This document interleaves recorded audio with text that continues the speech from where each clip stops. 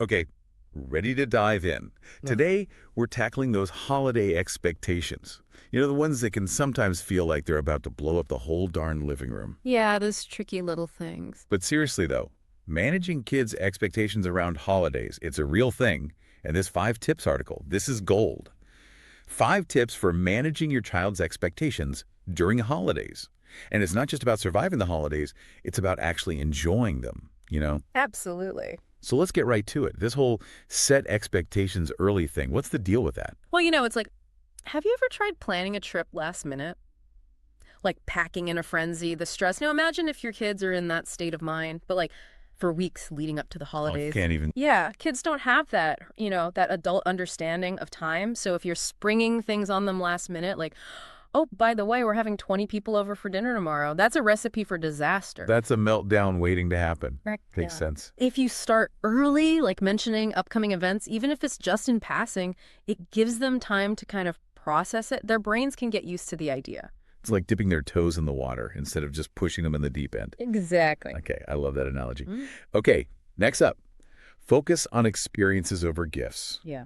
I feel like this is huge, especially in our, very much buy culture. It's tough, right? Because we're bombarded with marketing and messaging that more stuff equals more happiness. Oh, yeah. But there's a bunch of research, like that study in the Journal of Personality and Social Psychology, that found experiences actually lead to longer lasting happiness. Right. Because you're creating memories and you're bonding with people. You can't really put a price tag on that. Right, and those memories, they don't end up in the back of the closet gathering dust 6 months later. Exactly. It's so true. Okay, this one I'm a sucker for. Encourage giving.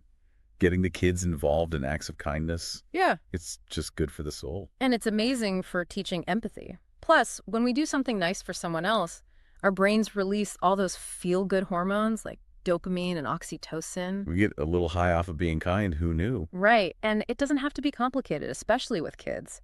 Even small things like baking cookies for a neighbor, helping choose canned goods for a food drive. Even writing thank you notes. Yes. Those are all acts of giving. They build empathy and make everyone feel good.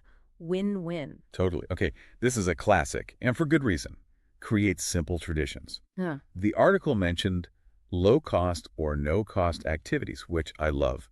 So why do those work so well? Well, think about it. The holidays, as fun as they are, can be kind of chaotic for kids, right?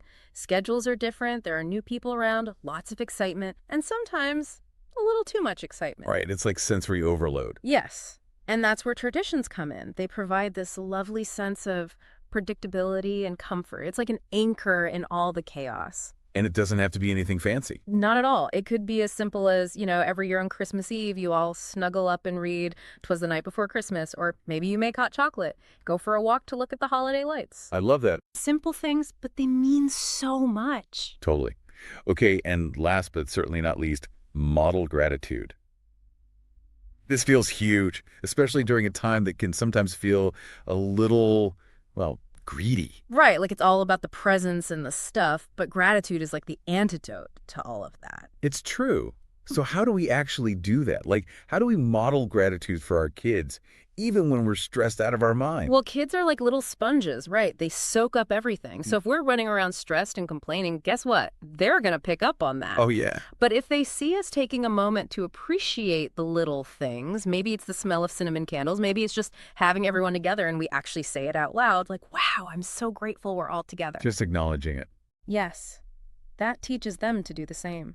It shows them that even when things aren't perfect, there's always something to be thankful for. I love that. So much good stuff here. To recap, because, wow, that was a lot.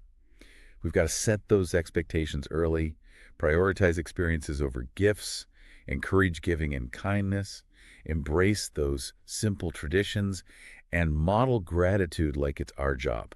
Yes, and honestly, it kind of is our job, right? As parents, as caregivers, we're setting the tone for the holidays. We're the architects of the holiday spirit. Exactly. And that's a pretty amazing thing when you think about it. So as you're navigating the season with your family, take a moment to think about this. What kind of memories do you want them to carry forward? What will they remember years from now? Exactly. Wow, that's a powerful thought. And on that note, I think we all deserve a little holiday treat. I could go for some hot chocolate. Me too. To everyone listening, thanks for joining us on this holiday deep dive. We'll see you next time.